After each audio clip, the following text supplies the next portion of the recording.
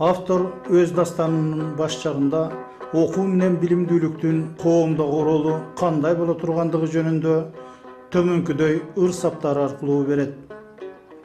Окуу түндө алдыңдагы шамчырак, билим алсаң маңдай ачык жаркырап, окуу билим көп нерсеге жеткирет. Бул экөөнөн урмат сыйды көп көрөт, сокур дешет, билимсизди жөн дебе. Окуу гана жарык чачат дүйнөгө, даңк байлыкка жеткирет илим деген, а билим байлык каткан казнага тең. Билимдин жыпар менен мааниси окшош, экөөнү капка салып катып болбос. Жыпарды каткан сайын жыты чыгат, билимди айткан сөзүн дайын кылат. Бул чыгармада абдан кызыктуу дагы саптар бар. Өзгөчө жылдызчылар жөнүндө баян дегенде карасаңыз, демеле мындай аянтты чыгарып геометриялык жакшы эрежелерди бил дейт, бөлчөк бөл дейт, эсептегенде тамыр чыгара бил дейт. Мисалы үчүн азыр кээ бирлер ойлошу мүмкүн 10 кылым мурун каякта бабаларыбыз бөлчөк бөлүп тамыр чыгарганды билчү эле деп. Атул андан ары чыгармасында жазып атат. Оклидистин капкасын каккыла дейт. Оклидис деп бул Евклидтин геометриялык жана башка математикалык китептерди жазган байыркы гректин атактуу окумуштуусунун ысымын айтып атат да. Демек, ошонун арабчага которулган чыгармасындагы Жусуп Баласагын жана теңир тоолуктар билишкен. Мына ушунун өзүн көр. Анан Аль-Жабр вал Муквалды оку дейт. Бул Мухаммад Аль-Хорезминин жана Алгебра деген китеби ушундай аталган да. Муну да оку деп көрсөтүп атат. Мунун өзү биздин бабаларыбыз жөн эле илим билимге бирөөлөрдү чакырып коюп, өзү кардын салаңдатып жөн жүрбөй, алар чын эле өздөрү да илим билимдүү болгондугун айгинелейт да. Анан бул жерде абдан көп география Кайсы бир жерден көчүрүп жазып койбой, Анан абдан көп географиялык аталыштар, анча-мынча аталыш болсо да учурайт. Алардан эле дүйнөсү кең экенин көрөсүң. Өтүкөн дейт, өтүкөнбеги деп айтып атат. Ал азыркы Монголиянын түндүгүндө Орхон жергесинде, андан түндүктөгү тоолор, ошолордун баардыгы бизде Орхон рунасымал жазмаларынын маалыматынан эле белгилүү да. Ошолордун баарын бул киши билген экен. Акылды карыз кечким бербейт колго. Акыл бул жараткандан алган олжо. Адамзат бир акылдан башкаларды үйрөнүп окуу менен билип алды.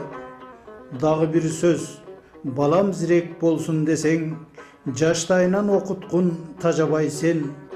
Ким жашынан көп окуп билим алат, бойго жетсе тилеги орундалат. Түшүнгүн караңгы үй адам деген, жарык күн ага келет билим менен. Жакшылыкты бир гана акыл берет, билимден урмат атак кошо келет. Албетте, Жусуп Баласагынды дагы тактап аңдаш үчүн анын кичүүрөөк замандашы Махмуд Кашкаринин дагы чыгармасын окуш керек. Анын Дивану Лугати Түрк деген араб тилинде жазган чыгармасы 1072-1077 жылдары жазылган. Бул түрк тилдеринин сөз жыйнагы деп аталган энциклопедиялык бир өзүнчө сөздүк. Мында ошо карахандык түрк тилдери, башка тилдер, кыргыз тили ушулар жөнүндө көп маалымат берет. Этнографиялык маалыматтар дагы камтылган. Мына ушунда дагы абдан көп ошо жерди билгендиги де Жапонияны Жабарка деп картасында көрсөтүп атат Махмуд Кашкарин. Демек, Улуу Жибек жолунун баардык батыштан чыгышка суналган баардык аймактарын билишкен. Аны Махмуд Кашкаринин дүйнөнүн картасынан да көрөсүң. Өтө кызык. Эгер Жусуп Баласагын бул чүйдө Баласагын шаарында туулуп атса, берки Махмуд Кашкари Барскани Ысык көлдө туулган. Дүйнөнүн картасындагы дүйнөнүн чордону кылып дагы ал Ысык көлдү көрсөткөн. Ушундай эки аалымды салыштырып бири-бири менен ошол дүйнө жөнүндө жакшы маалымат аласың.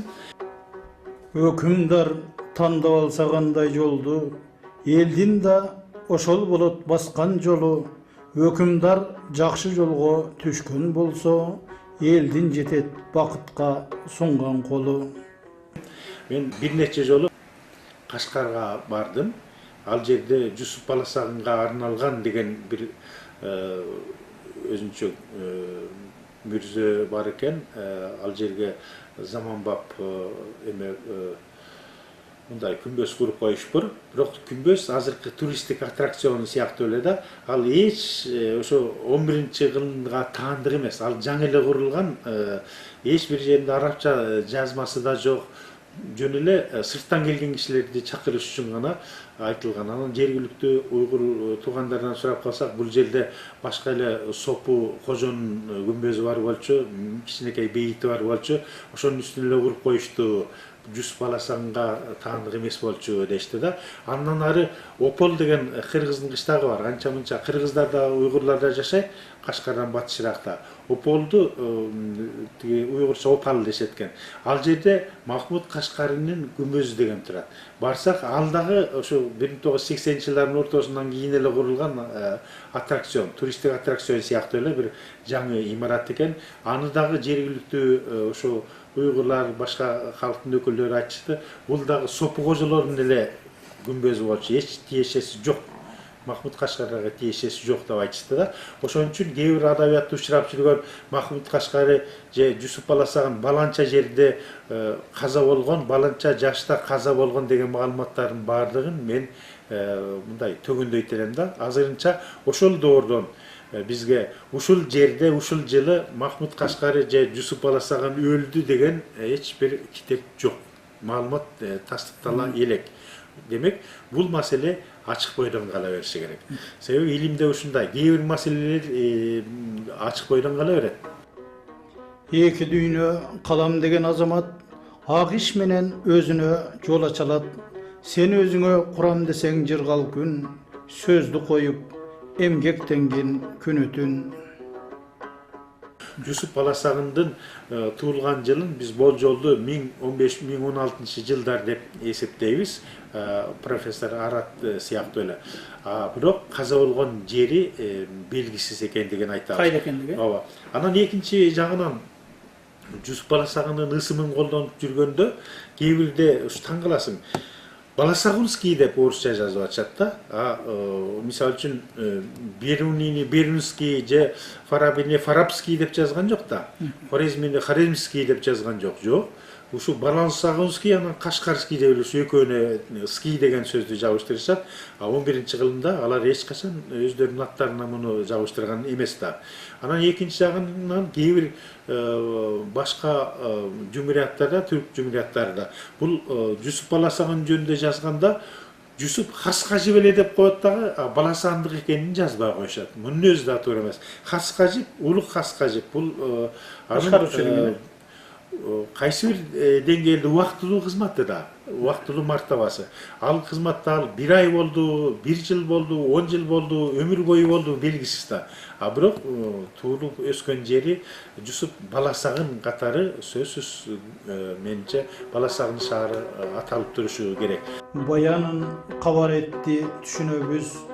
Төртөзөк бул китепти түзгөн негиз. Адилет анын бири чындык жолу, дөөлөт дейт экинчиси бакыт ою.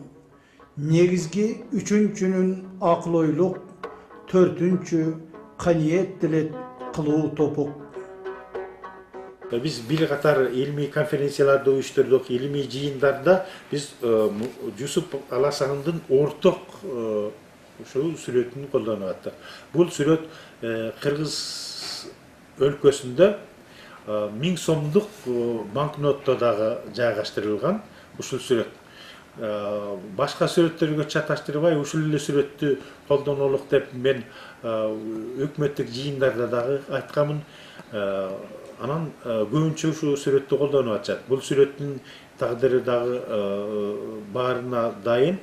Биздин эң мыкты айкелчибиз Кыргыз эл баатыры Турунбай Садыков Улуттук университеттин маңдайына коюлган Жусуп Баласагынын айкелинин жасаган бедисчи. Ушул бедис, ушул айкелдин элеси кийинчерээк жакшы штрихтелип такталып, анан 1000 сомдук банкнотко да киргизилген. Мына ушул сүрөттү баардык жактан колдонсок, менче жакшы болор эле деп ойлойм. Себеби мында доордун элеси да жакшы чагылдырылган, анан Карахандар мамлекетин негиздеген чигилдер, алар деле кыргыздар сыяктуу ушундай бир мүнөздү берсе керек деп ойлойм да. Жалкы оолумбу, ишиңди таштап койбо, сөз ишиң бирдей болсун жарык жолдо. Эрте туруп кеч жаткан илең болбо, эрте турган бакытты алат колго. Бул биринчи кезекте бул өз доорунун учурунда туулган киши дейм, өз доорунан мурда туулган деп айтканга эч мүмкүн эмес. Себеби ошол доордун өзү да күрдөөлүү экендигин биз тастыктап көрсөтүп атабыз. Биринчиден, эне тилин урматтагандыгы жөнүндө, эне тилге маани бериш керектиги жөнүндө абдан көп айтылган накыл сөздөр бар. Анан өзүнүн чыгармасында эне тилде жазып жаткандыгын өзү дагы ошону далилдеп тастыктап атат. Анан билимге, илимге чакырган бул шамчырак дейт. Түн ичинде сизге жол көрсөтө турган шамчырак катары билимди көрсөтөт. Билимдүүнүн түнүгүн, билимсиздин күнүтүн деген маселеге тот. Ошол сыяктуу. Бул негизи дароо айтыш керек, Жусуп Баласагын аны биринчи айтып аткан жок. Бул Теңир Тоолук мусулман түрктөрдө сопулук философия, сопулук поэзия деген бар. Баба мурастарын кагазга чыгып атат. Бар, ошолор да бар. Ахмет Югнекинин, Ахмет Яссавинин жана башка суфилердин да чыгармаларында ушул бар. Махмуд Кашкариде да бар. Жусуп Баласагын аны өзүнүн дастанына ширетип киргиздирип атат да. Демек, ошол кездеги айдыңдардын, билимдүүлөрдүн накыл сөзүн ал ошо өзүнүн чыгармасына киргизүү аркылуу илимге, билимге чакырып жатат. Бул азыр дагы өзүнүн күчүндө болгон үндөө деп эсептейм. Себеби азыр дагы түркөйлүктүн айынан кээ бир жерлерде өзү мусулман боло туруп башка диндегилерге акарат кылып, кээ бирлеринин сүйүгүн койдурбай кубалап чыгып, ушул сыяктуу билимсиздигин дагы, анан сабырсыздыгын да көрсөтүп атышпайбы? Жусуп Баласагын доорунда билим деңгээли боюнча Европага караганда биздин аймак жогорураак болгон, сабырдуулук боюнча да жогорураак болгон. Атүгүл Европага батпай качып келген христиандардын бөлүгү, Несториан тарсалары бизге келип жашап атпайбы? Мына ушулардын баардыгын биз Бүгүнкү күндөгүдөй эле экен да. Бүгүн дагы ошол деңгээлди, мисалы үчүн ар башка жактан карасак, бүгүн мисалы үчүн кээ бир мусулмандык агымдар татынак эле Европада жашап атат, бизде тыюу салынып атат. Ар кандай. Бирок билимдүү, илимдүүлөрдүн баардыгы менимче дүйнө жүзүндө азыр Жусуп Баласагынды урматтап сыйлашат. Ал жалаң гана түрк элдерин, кыргыздарды гана агартып жаткан жок, дүйнө жүзүн агартып жатат. Ошондуктан жалпы ЮНЕСКО деңгээлинде, жалпы эл аралык деңгээлде Жусуп Баласагынын чыгармасы мындан ары дагы даңкталат деп ишенебиз.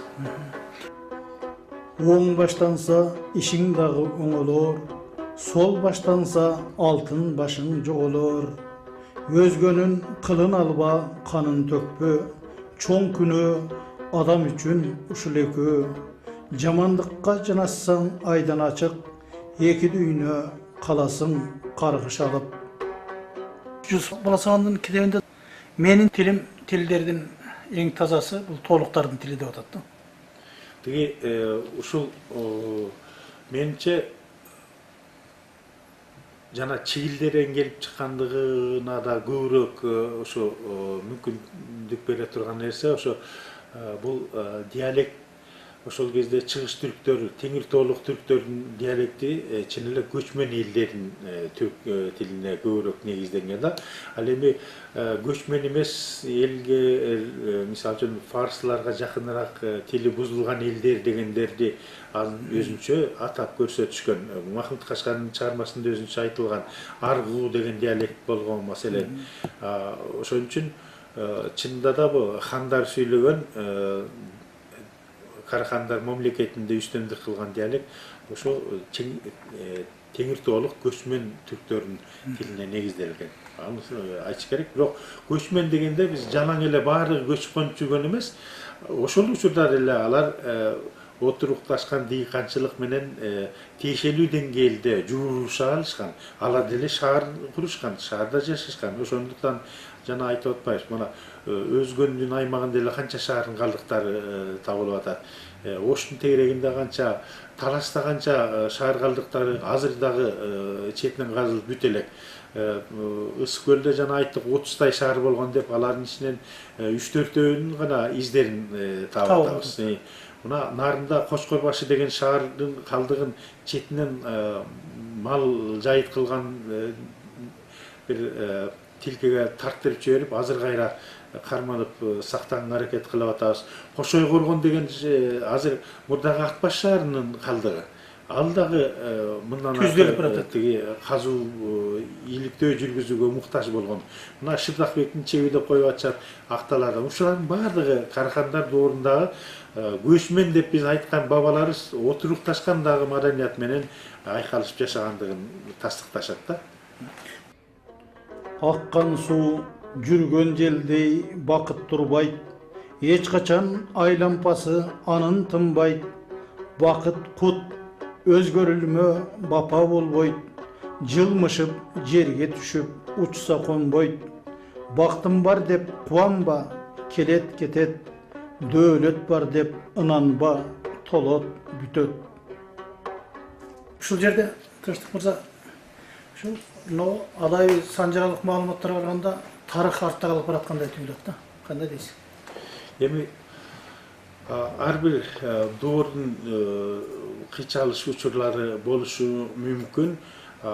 Кээ бир санжаралык маалыматтардын негизинде тарыхты тастыктаганга аргасы болгон учурлар бар. Мисалы үчүн Мажмуат Таварихтеги санжаралык уламыштык маалыматтардан улам Ферганада кыргыздар Монгол чапкынына чейин эле жашагандыгы жөнүндө, 12-жылында эле жашагандыгы жөнүндө айтып атпайбызбы? Демек, азыр санжыраны ийгиликтеп, аларды жазып жүргөндөрдү биз тарыхчы катары кубатташыбыз керек да, бирок аларды анализдеп, башка тарыхый жазмаларга салыштырып туруп гана колдонушубуз керек. Ошон үчүн азыркы өткөн заман бул Арабек да заман болгон болушу мүмкүн, бирок ал тарыхчылар тарабынан сереп анализ аркылуу талданып жаткан кез десек болот да. Ошондуктан бир чети кайсы бир деңгээлде тарыхчылар артта калып атат дешибиз мүмкүн. Экинчи бир деңгээлде илим деген ошо, илим жөн гана популисттик бир чыгарма катары жашабастан, ал калбаат сөзүн фактыларга негизденип гана айта турган адистердин тармагы да. Бул жагынан балким биз артта деле калган жоктурбуз тарыхчылар. Эми аны заман өзү талдаар деп эсептейм. Азыр биздин жаңы тарыхчы, адис, чыгыштануучу, фольклорчу, тилчи, окумуштуулар үчүн жаңы талаптар чыкты. Мурдагыдай жалаң эле кыргыз тилин үйрөнүп албастан, алар Тибет, Кытай, Монгол, араб, фарсы тилдерин мыкты үйрөнүшү керек. Өлүп калган жанагы санскрит тилин дагы ошондой эле чыгыш Теңиртоодон ары Хотан, Турпан аймагында бир кезде индоевропалык тилдерде сүйлөгөн калк жашаган, ошолордун дагы бизде көп эстеликтер бар. Аларды да өз алдын чизилдеген кыргыз адистери керек. Азырынча биз андай адистерге ээ эмеспиз. Шумерлер жөнүндө кыргыздарды салыштырган бирөөлөр бар, бирок шумер тилин үйрөнгөн киши жок. Өзүн үйрөнбөй туруп эле салыштырып атышат да. Демек, Божомолдоо менен чыгыштануу бизде чын эле илим катары азырынча өзүбүз каалагандай деңгээлге чыга элек деп айтсак анда жаңылышпаспыз. бул Жосуп Баласаган атанын эмгегинин 1000 жылдан бери жашап келаткандыгы бардыгы ошолорго журулгандыгынан да, Бул өзүнө чейинки тарых таржымалга, маданиятка, адабиятка мунун дагы абдан кызыктуу бир жактары. Ушул биздин бабабыздын мурасын биринчи жолу илим чөйрөсүнө киргиздирип сактап калгандар мусулман элдери болгон жок. Ушуну айтыш керек. Муну немистер, европалыктар, башка элдердин өкүлдөрү өнүктүрүштү. Ушуну да мойнуга алышыбыз керек. Андан кийин мына Осман султандыгындагы окумуштуулар деле кийинчерээк гана киришти да. Кийин Түркиядагы окумуштуулар. Биз азыркы заманбап иликтөөлөргө албетте буга чейинки баардык жетишкендиктерге таянып иштешибиз керек. Бирок ушул эмгектин илимге европалыктар тарабынан илим чөйрөсүнө киргизилгендигине да биз ыраазычылык билдиришибиз керек. Менимче калыстык үчүн ушундай кылыш керек. Kör düýnönün artынан düşüp ketpe, adiletlikti ar kılgan işten izde, kör düýnö üçün özüňdi otga salba, şorgo batpay napsingdi bekem karma, ötken işti büldürüp para buzat, para bolso ak işti aram kılat. Yusuf Balasagandın uşul emgegi özüne murun koşul başka ölü tilge aylanıp ketken, arkaika aylanıp ketken malumattardын bарын камтып алса, мынчалык баалуу коюп болбойт эле да. Албетте ар бир доор ошондой өзүнө чейинки доордогу байлыкты сактап калгандыгы үчүн маанилүү да. Ошон үчүн арабтарда бир жакшы сөз бар экен, китеп күйбөйт, кол жазма күйбөйт деп. Албетте күйүп берет, өрттөнө берет, жоголо берет. Бирок жакшы китептерди алар көчүрүп сактап калышкан. Мына Жүсүп Баласагандын өзүнүн өз кол менен жазылган чыгарма жеткен жок да. Бизде 3 нуска жетти. Каирдеги нуска, Намангандагы нуска, анан Гераттагы нуска. Ушу 3 нуска гана жетти. А балким дагы бир жерде 4-5 нуска дагы эле чаң басып жаткандыр. Ким билет. Бирок ошол мыкты чыгарма экенин баалап туруп ошо көчүрүп калышкандарга да ыраазылык айтсаң болот да. Бизге жеткен кол жазмаларынан Каир нускасынан өрнөк болуп атат. Бул Вена нускасынан өрнөк, бул Фергана нускасынан өрнөк. Бул ошо Бири-бири менен айырмасы барбы? Орток жактары бар, айырмалары дагы бар. Айырмачылыгы эмнеде? Айырмалары кээ бир жерде кээ бир саптар бирөөнүндө түшүп калган болушу мүмкүн. Анан эң башкысы бул эки Каир менен Фергана нускасында бир айырмалуу жактар бар. Гераттан чыккан Вена нускасында тиги жана уйгур жазмасы деген орток түрк жазмасында жазылган да. Бул берки экөө болсо араб графикасында жазылган. Булар кимдер тарабынан жазылып калгандыгы жөнүндө маалыматтар барбы? Ошо Карахандык түрк мамлекетинде жашаган, андан кийин ушул аймакта жашаган эле түрк калктарынын көчүрмөчүлөрү болгон. Атай көчүрмөчүлөрдүн өзүнчө мындай айтканда мыкты адистери болгон да. Тооз жакшы так көчүргөнгө атаандашкандар. Ошо 1000 сомдуктагы элести биз дайыма илимий конференцияларда башка китептерди, окуу китептерди да колдонууга аракет кылып атабыз. Анын ошо ээси мына атактуу бедисчи Тургунбай Садыков аксакал өзүнүн чыгармасын менен. Сиз тарыхчы катары кызыгып көрдүңүзбү? Муну бул бедисчи кайсыл элестерге негизделип алган экен? Мен түшүнүгүмдө чыгарманы жакшы окуган, Өмүркөл Караевдин дагы монографиясын жакшы окуган, анан ошол доорду калыбына келтирүүгө аракет кылган. Албетте бул элесте бир эле учурда кыргызды да башка теңир тоолук түрктөрдү да көрө аласың да, бул орток. Кайсы бир араб же фарсы кылып тартып салган эмес. Мына бул сүрөт баянда мына кийин ушул 3 нусканы Түркиянын маданият министрлиги ар бирин өзүнчө болуп китеп кылып чыгарды. Демек ошол Венага же Өзбекстандагы же башка жактагы кол жазмаларга барып отурбай эле ушул дүйнө жүзүндөгү окумуштуулар ушул китептер аркылуу эле фотофаксимиле аркылуу бул чыгарманы өзүнүн оригиналында изилдей алышат. Бул болсо ошо Баласагын шаарынын калдыгы болгон Бурана шаар чалды бар, Бурана мунарасы. Азыр ушунун тегерегинде кеңири комплекс түзүлгөн атат. бул дагы ошо шаар чалдыбарынын жана биз толук археологдор казып үлгүрө албай жаткан аймагы. Бул Буранадагы. Буранада. Мында дагы далай сырлар жатат да. Жусуп Баласагын атанын калтырган улуу мурасынан бүгүнкү жаштар эмне өзүнө рываят алыш керек дагы? Келечекке мунун кандай таасири болушу мүмкүн? Ошол жөнүндө. Жусуп Баласагындын доорун айтканда бул чын эле куттуу билим чыгармасы аркылуу ал өзүнүн доору жөнүндө бизге абдан чоң бир таберик калтырды. Бул доор жөн эле түркөйлүктүн доору эмес экен. Бул даанышмандар жашаган доор экендигин көрсөттү. Алар да мамлекетти башкарууда, адилет башкаруу үчүн кам көргөндүгүн, ошон үчүн тынчсыздангандыгын алар далилдеди. Азыр дагы ушул ойлор менен биз жашашыбыз керек. Анан мамлекет андагы калктын негизги көйгөйлөрүн да түшүнүүгө аракет кылыш керек деп көрсөткөн.